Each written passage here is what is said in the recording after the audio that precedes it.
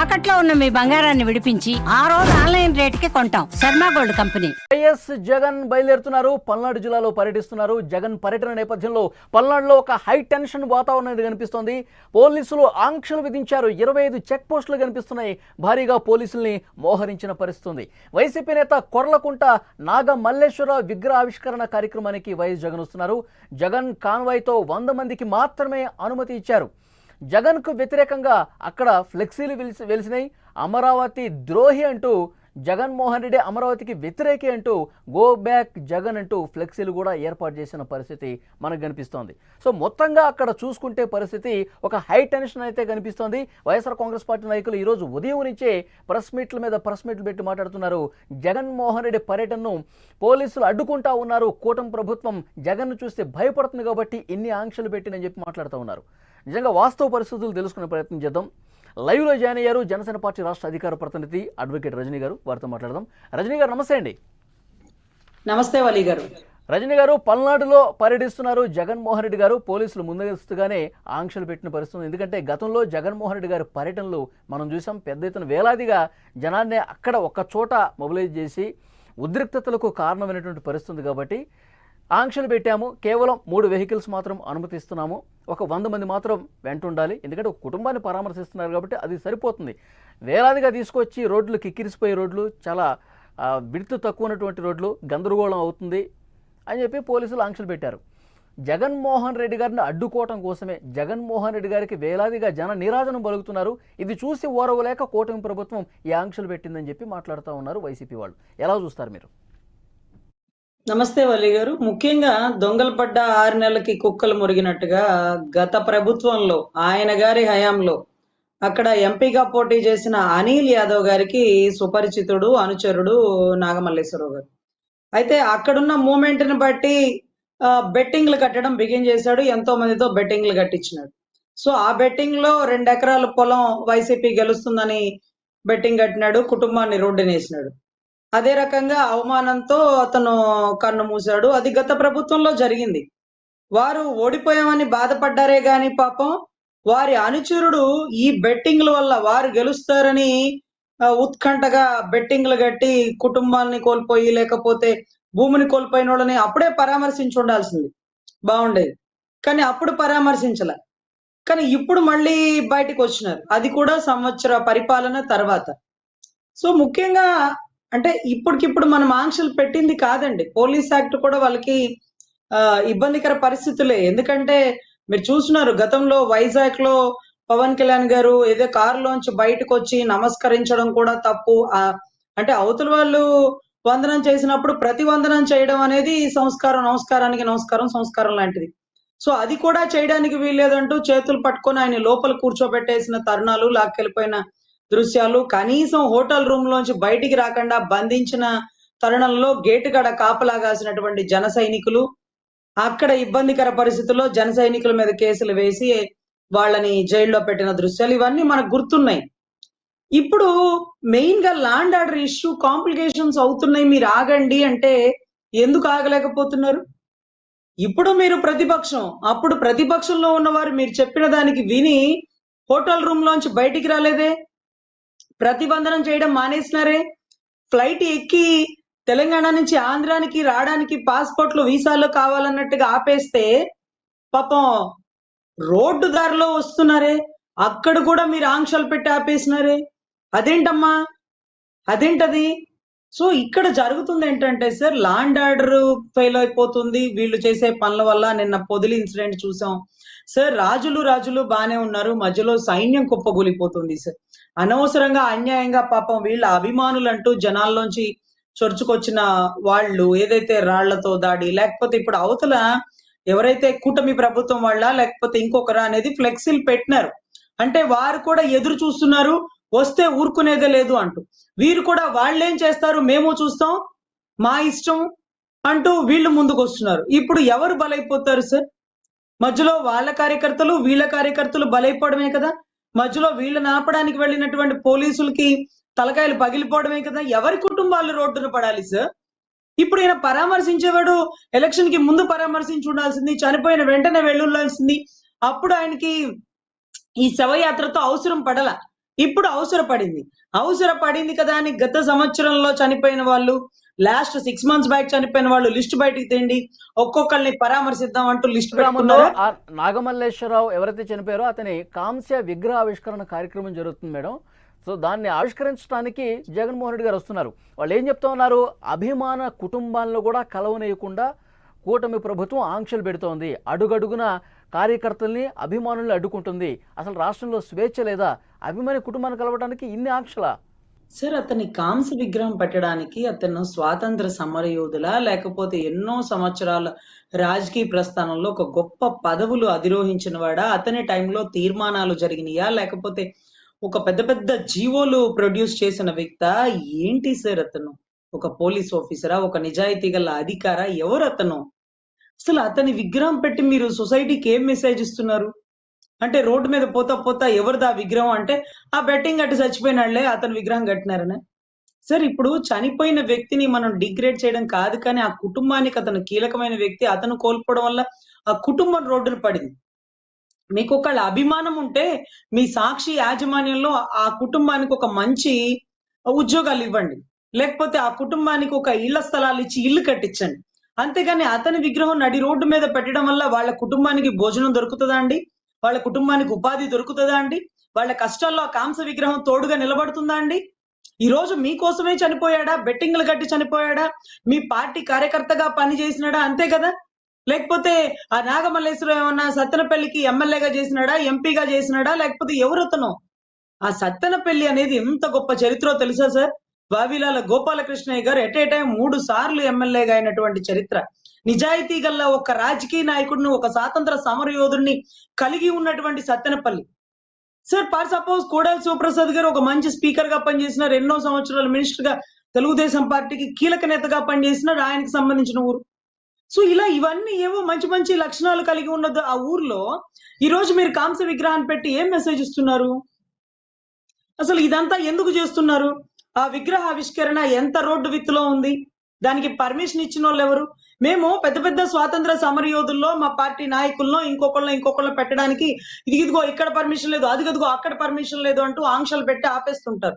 కానీ ఇతనికి ఈ విగ్రహానికి పర్మిషన్ ఎవరిచ్చారు? కింద ఏం రాస్తారు సార్? కింద ఏం రాస్తారు సార్? ఫస్ట్ నేను రోడ్ మీద పోతా పోతా ఈ విగ్రహాన్ని అన్న చూసిన పెద్ద పెద్ద కట్టడాల్లో చూసి నేను పొంగిపోను సార్. వాళ్ళు డబ్బులుంటే కట్టుకుంటారు, పోయేటప్పుడు ఆ కట్టడాల్లో ఒక్కడు కూడా తీసుకొని పోలేడు. కానీ ప్రతి విగ్రహం కింద చదువుతాను సార్. అబ్బా, ఎవరో ఇతనికి గొప్పగా విగ్రహం కట్టారు, ఇతను ఏంటి అనేది కింద చూస్తాను. ఒక స్వాతంత్ర సమరయోధుడో, ఒక రాజకీయ నాయకుడో, ఒక రాష్ట్రపతో, గతంలో మినిస్ట్రీ చేసినాడో, లేకపోతే ఇంకోటో రాసి ఉంటది. ఇతని కింద ఏం రాస్తారు? ఇతని శిలాఫలకం మీద ఏం రాస్తారు? ఏం మెసేజ్ ఇస్తున్నారు సొసైటీలో వారికి? అసలు 10 అడుగుల రోడ్డు విత్తు సార్.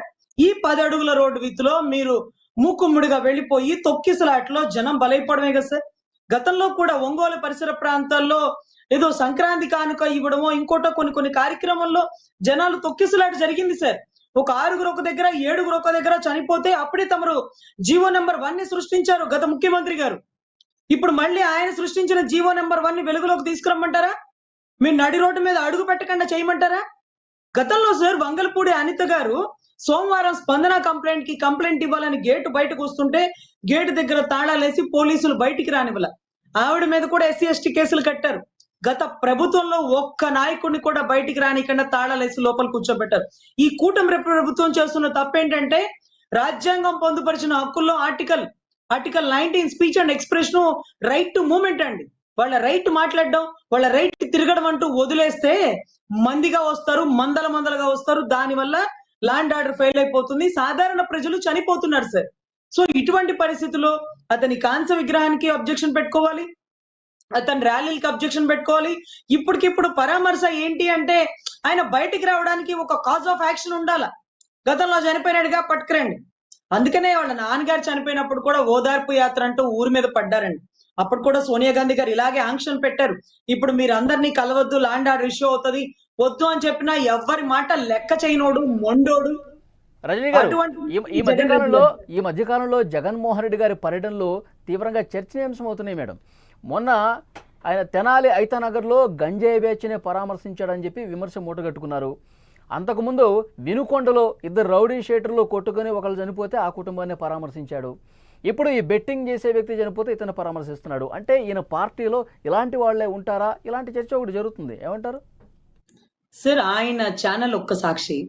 కానీ దౌర్భాగ్యం ఏంటంటే మీలాంటి వారు పెద్ద పెద్ద టాప్ మోస్ట్ ఛానల్ వాళ్ళు ప్రతిరోజు ఆయన గురించి ఏదో ఒక విషయం గురించి చర్చనీయాంశంగా మారడం కోసమే ఆయన ఇలాంటి పర్యటనలు చేస్తున్నారు. లా అండ్ ఆర్డర్ ఇష్యూ చేస్తున్నారండి. మొన్నటి రోజు ఐతా నగర్ కి సంబంధించిన ఆ కేసు ఏదైతే ఉందో వాళ్ళు గంజాయి బ్యాచి గతంలో ముద్దాయిలు వాళ్ళని అరెస్ట్ చేసినారు. వాళ్ళని ఆ విధంగా కొట్టడం కరెక్ట్ కాదు. అయినా సరే అలాంటి రౌడీ మూకలకి తాట తీసి ఎండబెట్టేస్తాము. అవసరమైతే మా ఉద్యోగాలు పోయినా పర్లేదు, తప్పుని ఓర్చుకోము, క్షమించము అంటూ ఒక మెసేజ్ ఏదో ఇచ్చినారు. అది తప్పే. ఆ మెసేజే. ఒళ్ళు దగ్గర పెట్టుకొని గంజాయి బ్యాచ్ కాదండి. అసలు దొంగతనం స్కాచింగ్ వాళ్ళు కూడా ఎక్కడికక్కడ భయపడిపోయానండి. కొళ్ళ పొడుస్తున్నాడు నడి రోడ్డు మీదే అంటే లోపల ఏం చేస్తారో భజన అంటూ భయపడిపోయినారండి. So whatever it may be. Vinukonda అయితే ఒకళ్ళనొకళ్ళు నరుక్కుంటే అక్కడికి వెళ్ళిపోయినాడు. అది ఆయనకి అదృష్టం అన్నమాట. ఆయన ప్రభుత్వం పడిపోయిన వెంటనే ఆయనకు వచ్చిన మంచి అద్భుత అవకాశం. అక్కడ అనుకోకుండా చనిపోయినటువంటి ఘటనకి ఆయన వెళ్లే అవకాశం దొరికింది. ఎందుకంటే శవం లేనిదే ఆయన ఇంట్లోంచి అడుగు పెట్టరు. ఒకవేళ ఆయన అడుగు పెట్టాలంటే గతంలో ఉన్న శవాలన్నా బయటకు తీసుకొచ్చినా చాలు. సో ఇక్కడ కూడా అదే జరుగుతుందండి. ఇంకొకటి ఏంటంటే ఎప్పుడైతే పోలీస్ యాక్ట్ ప్రకారం వాళ్ళకి లా అండ్ ఆర్డర్ ఇష్యూ అవుతుందని ఆయన బయటికి రాకుండా ఉంచడానికి గల రెండో కారణం ఆయన ప్రాణాలకు కూడా ముప్పు లేకుండా ఉండాలండి. ఎందుకంటే ఆయనే చెప్తారు రాప్తాడు మీటింగ్ లో, చూడు నా విమానం మీదకి వచ్చేసినారు అంటే, విమానంలో నీ మీదకి ఎందుకు రాలేరు? అట్టే పెట్రోల్ తీసుకొని వచ్చి విమానం తగలపెట్టేస్తే ఏమవుతుంది పరిస్థితి? జనాలలో నీ వాళ్ళు ఉంటారు, నీకు శత్రువులు ఉంటారు, మీకు ఇబ్బందికర పరిస్థితులు ఉంటాయి. So whatever it may B, మీరు ఇలాంటివన్నీ కంట్రోల్ చేసుకొని, అంటే చాలా తెలివిదండి. దీన్నే డైవర్షన్ పాలిటిక్స్ అంటారు. ఏదో ఒక రకంగా అరెస్ట్ అవ్వాలని అతను మనస్ఫూర్తిగా ఎదురు చూస్తున్నారు. కానీ కూటమి ప్రభుత్వం ఉపేక్షిస్తుంది. వద్దు లా అండ్ ఆర్డర్ ఇష్యూ అవుతది, అతని మటికి అతను ఉండని అని. గతంలో కూడానండి 2019లో గత ప్రభుత్వం పడిపోవడానికి గల కారణం కూడా ఇదే. పోనీలే పాదయాత్ర పెట్టుకొని అంటూ ఈయన అభివృద్ధి పదంలో ముందుకు వెళ్ళిపోతున్నాడు. పాదయాత్రలో జనాల దగ్గరికి వెళ్లి జనాలకి మాయ మాటలు చెప్పి మోసం చేసి అప్పటికప్పుడు గవర్నమెంట్ ని ఫామ్ చేయగలిగినాడు. చిన్న ఆయన చనిపోయినాడు, నా మీద గాయం తగిలింది, నన్ను నమ్మండి, నా తండ్రి లేడు, నేను అనాథని అయిపోయినాను, నా తల్లి పరిస్థితి కూడా సరిలేదు, నా చెల్లి రావటం లేదు అంటే ఇవన్నీ మాయ మాటలు చెప్పాడు. సో జనాలకి మాయ మాటలు ఈజీగా నమ్మగలిగేస్తామండి. అంటే ఆయన చెప్పే మాటలు అంత గొప్పగా ఉంటాయి. గతంలో కూడా గులకరాయ్ అని చెప్పారు, ఎవరు నమ్మలేదు అనుకోండి, అది వేరే విషయం. సో ఇప్పుడు ఆయన ప్రాణాలకు కూడా ముప్తుంది. రాప్తాడు మీటింగ్ లో విమానానికే ఘటన జరిగినప్పుడు ఆయనకి ఘటన జరిగే అవకాశం ఇంకా ఎక్కువ ఉంటాయి. ఆయన సెక్యూరిటీ కూడా వాతావరణం కనిపిస్తుంది మేడం. ఎందుకంటే పెద్ద ఎత్తున రెంట్లపాడు గ్రామానికి వచ్చేందుకు చుట్టుపక్కల నియోజకవర్గాలు కార్యకర్తలు అందరూ కూడా వచ్చేస్తా ఉన్నారు. పోలీసులు ఎక్కడెక్కడ ఆపుతా ఉన్నారు. మొన్న మనం చూసాం, పొదిలిలో రాళ్లు తీసుకుని మహిళలు శాంతియుతంగా నిరసన తెలియజేస్తూ ఉంటే ప్లకార్డులు పట్టుకుంటే రాళ్లు తీసుకుని కొట్టారు. కొంతమంది మహిళలు కూడా తీవ్రంగా రక్తాలు గారిన పరిస్థితి మనం చూసాం. ఇప్పుడు ఆ రెంట్లపాడు గ్రామానికి జగన్మోహన్ రెడ్డి గారితో పాటు మమ్మల్ని పంపించలేదన్న ఉద్దేశంతో పెద్ద ఎత్తున అక్కడికి వచ్చి మళ్ళీ ఏమైనా దాడి చేస్తారని చెప్పి ఒక భయం కనిపిస్తుంది స్థానిక ప్రజానీకంలో. అలా సిచ్యువేషన్ ఏమైనా ఉందంటారా? ఒక హై టెన్షన్ అయితే ప్రస్తుతం అక్కడ కనిపిస్తోంది. అలా పరిస్థితి ఉంటే ఏం జరుగుతుందంటారు? సార్ ఇక్కడ లా అండ్ ఆర్డర్ ఇష్యూ అవుతుంది అంటే పోలీసుల ప్రాణాలకి ముప్పు ఉంది, సాధారణ ప్రజానీకానికి ముప్పు ఉంది, వాళ్ళ కార్యకర్తల ముసుగులో ఉండేటటువంటి రౌడీ షేడర్లు వాడే ఆయుధాల వల్ల ఎంతో మంది ప్రాణాలకి ఇబ్బందికర పరిస్థితులు ఉంది, ఆయనతో సహా. ఒకవేళ ఆయన పేమెంట్ ఇచ్చి పక్కన వాళ్ళని కొట్టమన్నా గురి తప్పి ఆయనకి తగిలితే పాపం ఇబ్బందే కదా. మొన్నటి రోజు చూసారా, గులకరాయి క్రౌడ్ లో గురి చూసి కొడితే ఒక రాయి ఇద్దరిని కొట్టి రాయి మాయమైపోయిన దృశ్యం, గురుత్వాకర్షణ కోల్పోయిన దృశ్యం మనం చూసినాం. ఇలాంటి ఘటనలే మళ్ళీ జరిగే అవకాశాలు ఉంటాయండి. ఆయన సెక్యూరిటీ కూడా రాష్ట్రానికి చాలా ఇంపార్టెంట్, భారతి గారికి ఇంపార్టెంట్, భారతి గారి బిడ్డలకి చాలా ఇంపార్టెంట్. కాబట్టి ఆయన కూడా కాపాల్సిన బాధ్యత రాష్ట్ర ప్రభుత్వానికి ఉంటుందండి, రాష్ట్ర పోలీస్ వర్గానికి ఉంటుంది. ఆయన ప్రొటెక్షన్ కోసమే వద్దని చెప్తున్నాం. కానీ ఇలాంటి మీటింగ్లు జరగనీయకుండా, లేకపోతే విడుదల రజనీ గేట్ కాడో, లేకపోతే కాస్ మహేష్ రెడ్డి గేట్ కాడో, లేకపోతే జగన్ రెడ్డి గేట్ కాడో తాళాలు వేసేయచ్చు కదా. నాకు అర్థం కావట్లే, వాళ్ళని ఎందుకు బయటకు వదలాలి? వాళ్ళని బయటకు వదిలిన తర్వాత ఆగమంటే వాళ్ళు ఆగుతారా? వాళ్ళు ఏం గోడలు దూకి పోలేరు కదా, పెద్ద పెద్ద గోడలు పెట్టుకుంటారు కదా వాళ్ళ సెక్యూరిటీ పర్పస్ కి. ఇంటి చుట్టూ పోలీస్ బందోబస్తు పెట్టి బయటికి రానికన్నా చెప్పేస్తే అంటే ఆ మీటింగ్ ఆగిపోతుంది కదా. దానివల్ల ప్రజల మీద పడే కేసులు, లేకపోతే పబ్లిక్ ఇబ్బంది, లేకపోతే పోలీసులకి ఇదే పనాయిక స్టేషన్ లో పనులు ఉండవా? ఒక ఆడపిల్లకి అన్యాయం జరిగిందో, రేప్ జరిగిందో, మర్డర్ జరిగిందో, దాడి చేసినారు అని పోలీస్ కంప్లైంట్ ఇవ్వడానికి వచ్చిన ప్రతి ఒక్కరికి స్టేషన్ లో ఒక్కళ్ళు ఉండరు. సత్తెనపల్లి మొత్తం బందోబస్తుకి వెళ్ళిపోయారు. సత్తెనపల్లి చుట్టుపక్కల పరిసర ప్రాంతం పల్నాడు ఎస్పీ నుంచి డిఎస్పీ వరకు ఏం జరుగుతుందా అని అంత భయపడాల్సిన పరిస్థితి ఏంటండి? నువ్వెవరిని కలవాలా? స్వాతంత్ర సమర యోధులు గలు, లేకపోతే మొన్న బోర్డర్లో చనిపోయిన వాళ్ళం గలు, వాళ్ళ కుటుంబానికి ఏమన్నా ₹1 ఇచ్చినవా? నీ చేతిలో కనీసం క్రిస్మస్ కు కేక్ అన్నా పెడతావు నువ్వు? ₹1 ఇవ్వడానికి మనసు రాదు. నీ త్యాగభరితమైన గుండె ఆ ముందే ఎలక్షన్ కి ముందే కొట్టుకోవచ్చు కదా, అక్కడికి వెళ్ళి ఆయన దగ్గరికి వెళ్ళి పలకరించవచ్చు కదా. ఆయన కాంస్య విగ్రహం పెడతావా? ఏం స్వాతంత్ర సమరయోధుడనా, మీ నాయన అనుచరుడనా, లేకపోతే బెట్టింగ్ లో వీరుడనా? ఎవరిని కడతావు? కింద ఏమని రాస్తావు? ఏం క్వాలిఫికేషన్ రాస్తావు? ఏం చేశాడని రాస్తావు? ఏం మెసేజ్ ఇస్తావు సొసైటీకి? ఇలాంటి వాళ్ళని అస్సలు ప్రోత్సహించకూడదండి. చూసిన ప్రతి ఒక్కడు విగ్రహాన్ని కట్టుకుంటానంటే ప్రతి ఒక్కడు వాళ్ళ కుటుంబ సభ్యుడికి విగ్రహాన్ని కట్టుకోవడానికి డబ్బు ఉంటే చాలా అండి, ప్లేస్ ఉంటే చాలా అండి. ఆ విగ్రహంలో నిలబడిన వ్యక్తి ఏం చేశాడు, ఎవరతను అని ఏం ఆలోచించరా? అలా పర్మిషన్ ఇస్తే సందుకు ఒకడు కట్టుకోడా అండి? అప్పుడు ఆ విగ్రహం కట్టుకున్నాడే అనుకోండి, దాన్ని ఆవిష్కరించడానికి ఆయన రావాలా? అంటే ఏ మెసేజ్ ఇస్తున్నారు? అందరు ఇలాగుండండి, పోయిన విగ్రహాలు కడతాను, ఆ కుటుంబానికి ఒక ఉద్యోగాన్ని ఇవ్వండి, ఆ కుటుంబంలో ఒక అన్నపాత్ర పోషించండి, ఆ కుటుంబానికి ఏమైనా పెళ్లిళ్ళలో ఫంక్షన్ లో ఉంటే వెళ్ళండి మీరు. ఆ విగ్రహం ఏం సపోర్ట్ చేస్తుంది ఆ కుటుంబానికి? వాళ్ళ కష్టం వస్తే కాంస్య విగ్రహానికి చెప్పుకుంటే కష్టం పోతుందా? సో బెట్టింగ్లు కట్టి ఎకరాలు కోల్పోయి కుటుంబాన్ని రోడ్డున పడేసిన వ్యక్తి గురించి మీరు విగ్రహాలు కట్టి ఒక మెసేజ్ ఇస్తున్నారు. ఒకే అతను చనిపోయాడు, మంచో చెడో ఒక వ్యక్తి చనిపోయాడు, మన సహృదయంతో ఆ కుటుంబానికి సహాయం చేద్దాం, ఒక 10 లక్షలు విరాళం ఇద్దాం, ఒక 20 లక్షలు విరాళం ఇద్దాం, కుటుంబానికి ఇంటి స్థలం ఇద్దాం, ఉద్యోగం ఇద్దాం. ఇది కదా సార్ చెయ్యాలా? 10 అడుగుల రోడ్లో నేను వెళ్ళిపోతాను, విగ్రహాన్ని ఆవిష్కరిస్తాను, నాకు 100 మంది సరిపోరు, 1000 మంది కావాలి, మందితో రావాలి, మందలతో రావాలి, లేకపోతే లా అండ్ ఆర్డర్ ఫెయిల్ చేయాలి, మనుషులు చచ్చిపోవాలి. ఇలాంటి టైంలోనే జీవో నెంబర్ 1 ని దయచేసి కూటమి ప్రభుత్వం మళ్ళీ వెలుగులోకి తీసుకురండి. ఎప్పుడైతే జీవో నెంబర్ 1 వస్తుందో ప్రతిపక్ష నాయకుడు ఇలాంటి ఇష్యూల దగ్గరికి పోకూడదని ఆంక్షలు పెడదాం. ఎవరన్నా ఫ్రీడమ్ ఫైటర్ లో ఇంకొకరు వారి కుటుంబ సభ్యుల్లో పరామర్శించండి, తప్పలేదు. నిన్న కొమ్మినేని శ్రీనివాస్ గారిని పాపం అరెస్ట్ చేసి బయటికి తెచ్చినారు, మినిస్టర్లు వెళ్ళారు, అక్కడికి వెళ్ళి పరామర్శించారా? హైదరాబాద్ లో ఉంది కదా, అక్కడ పరామర్శించరా? ఆయన పరామర్శించక్కర్లేదా? చచ్చిపోతేనే పరామర్శిస్తారా మీరు? లా అండ్ ఆర్డర్ ఇష్యూ అయ్యే దగ్గర పరామర్శిస్తారా? సో ఏంటి సార్ మీరు ఏం మెసేజ్లు ఇస్తున్నారు సార్? సో చట్టాన్ని చేతిలోకి తీసుకుంటే ఎంతటి వాడికైనా శిక్ష తప్పదు. గౌరవ జగన్ రెడ్డి గారు అరెస్ట్ అవడానికి ఉర్రూతలుగుతున్నారు. వెనకాల విడుదల రజనీ గారు, కాసు మహేష్ రెడ్డి గారు క్యూ లైన్ లో మేము కూడా ఉన్నాం, మా పర్ఫార్మెన్స్ కూడా నచ్చితే మీరు దయచేసి మమ్మల్ని కూడా అరెస్ట్ చేయండి అంటూ ముందుగా దూకుతున్నారు. సో ఈ పోరాట సంగ్రామంలో ఎందరు బలవుతారో, ఎవరెవరు తలకాయలు పగులుతాయో, ఎవరెవరు జైలుకి వెళ్తారో ఉత్కంఠగా ఎదురు చూస్తున్నటువంటి పోలీసులు. నెక్స్ట్ పరిణామాలు ఎట్లా ఉంటాయో చూద్దాం. వైఎస్ జగన్మోహన్ రెడ్డి గారి పర్యటనకు సంబంధించి పెద్ద ఎత్తున మళ్ళీ విమర్శలు వ్యక్తమవుతున్నటువంటి పరిస్థితి మనం చూస్తున్నాం. గతంలో ఐతనగర్లో గంజాయి బ్యాచ్ను ఆయన ఎప్పుడైతే ఆ కుటుంబాలని పరామర్శించారో అప్పుడే విమర్శలు పాలయ్యారు.